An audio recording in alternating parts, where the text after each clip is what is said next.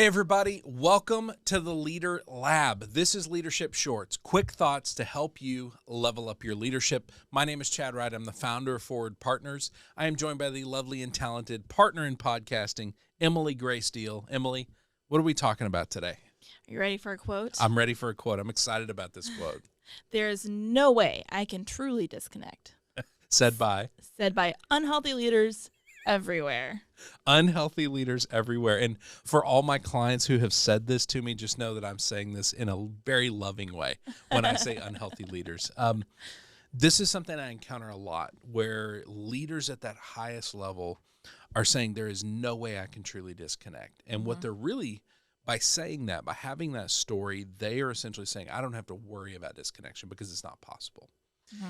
And they're trapping themselves in this cycle of never being able to disconnect. And it is so unhealthy. Yeah. Because what I find is even when they take vacations, we can convince them to get away from the office, they don't actually take a vacation because they're still engaged. They're still, and even if their phone technically is, their brain still is. Yes. Well, and I see this because, and I recognize it so clearly because this was me. I still remember a few years back in our previous business, I took a vacation. I took 8 days off. And I came back so angry, and so I was just pissed off because I didn't get any rest in 8 days. 8 days. The only days I was actually able to rest were the like weekend days because my team was gone. Nobody was bothering me. So who did that benefit, right? You took 8 days off. You weren't there Didn't to do benefit things. Anybody. Yes. So you didn't get the rest you needed, so you didn't come back recharged at all. So 100%. No one is benefiting, and you took your 8 days of anger. Yeah. And so what's interesting about that, though, is I learned a very valuable lesson. I came back mad at them. It didn't take me long to realize that it was entirely my fault. Yeah. That I had not empowered them. I had not built systems. And this kind of goes back to that episode we talked about firefighting. I was at the center of too many things. And so this inability to disconnect was ultimately my fault. Yeah. And part of that was I had built all those systems because we say all the time the world will spin just fine without you. I don't know that I wanted to believe that. And I don't think most leaders want to believe that. Yeah.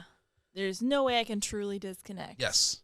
But ultimately, I think we're robbing ourselves of the things that come from that disconnection. Because when we're disconnected, when we're not worried about the phone ringing, we're not worried about what's happening in email and text and all the information things that come in, we're able to work on things differently. Our brain, it engages a different part of our brain that is able to work on problems, like deep problems. Right.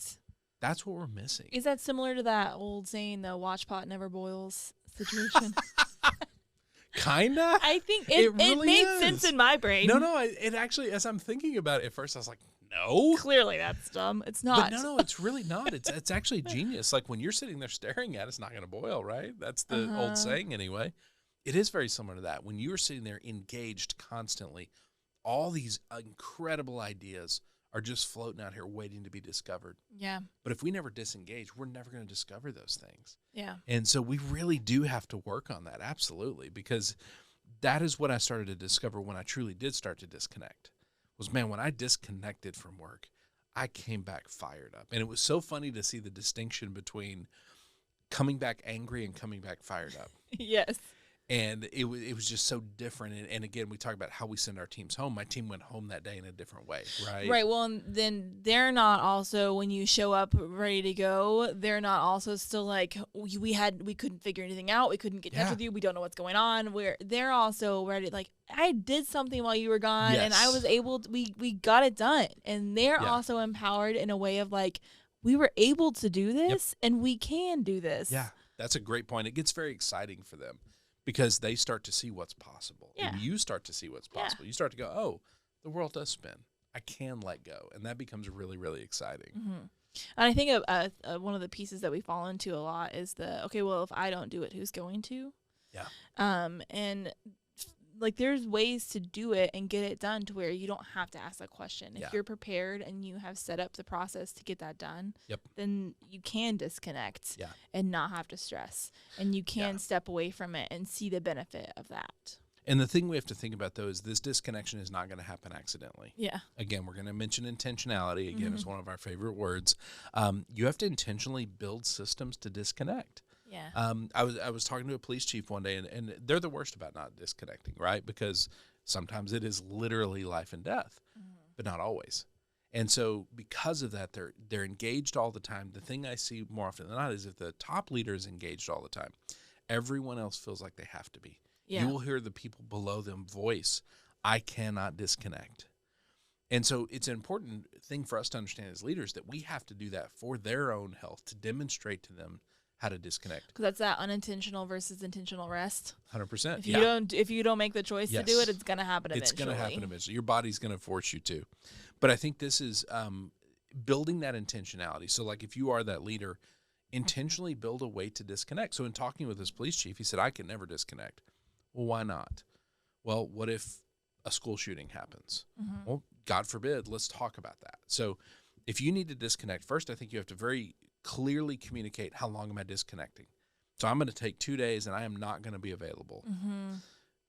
A beginning point and an end point. A beginning point and an end point. And then you turn your phone off and you say, hey, here is a way to contact me. May not be my phone because it's too tempting sometimes. Here's my wife's phone. Here's my spouse's phone. Here's whatever, right? Here are the reasons to contact me. Here's the reasons to use it, and make it a short list. Here's the 3 or 4 things. Because again, you talked about like when you let your people lead, when you let them make choices, they gain confidence. So to say, hey, outside of these 3 major things, on his, it was like, hey, officer involved shooting, school shooting, and there was a couple other things, right?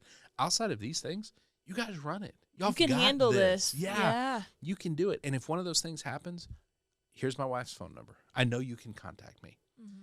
That alone, it took me 30 seconds to kind of map that out for him, right? And for a person who's been in law enforcement for 30 years to say, I could never disconnect, and then look at that mapped out and go, that's actually really simple. Maybe I could. That's possible for all of us. It does not matter your profession. It seems impossible until it's done. Like you have to sit and figure out what that looks like. But it starts again with believing it's possible. And it is possible. I don't care what field you're in. I don't care what you do for a living. I don't care how many people you lead, what the challenges are. It is possible to disconnect. What you have to do is value it enough and understand the benefit of it enough and what you're robbing yourself up of to prioritize it. That's the goal, is we're going to prioritize that disconnection because it is magical when it happens. I love leaders that we've been working with for a long time. When I can finally convince them to do this, they come back the first time and they're like, oh my God, I've been missing this whole time. And what a benefit that is to everyone around you. Because then they see that it's available to them on a regular basis. And so there's so much value in disconnecting from work. We just have to prioritize it. We have to build systems around it. And if we can do that, then our teams will start to benefit from that because then they're free to do the exact same thing. It's such a hard thing to do, and I love talking about it. If other people want to send us questions, if they want to send us their situation and say, okay, smart guy and girl, how do I disconnect? Problem solve that for me. We'd be happy to. Like, where do they send those kind of questions to? lab@forwardpartners.net. lab@forwardpartners.net. If they want to join in on the social media where we're posting all kinds of content, where do they find us? @forwardpartner. @forwardpartner. We are constantly putting out content. We are dedicated to giving away every single thing that we know, we teach, we learn while we're on the ground doing this work. Emily, thank you for doing this. Thank you. Danny, thank you for producing. Wilco Workspaces, thank you for partnering with us on. I always look up when I say Wilco Workspaces. It occurs to me. Thank you, God, I guess. Thank you for watching. We deeply appreciate you. Every minute you spend on this, that means the world to us because we know that you're going to walk away with something that can be truly helpful. And that means a lot that you're letting us have that impact on you and your leadership. Join us right here in the Leader Lab next time for Leadership Shorts.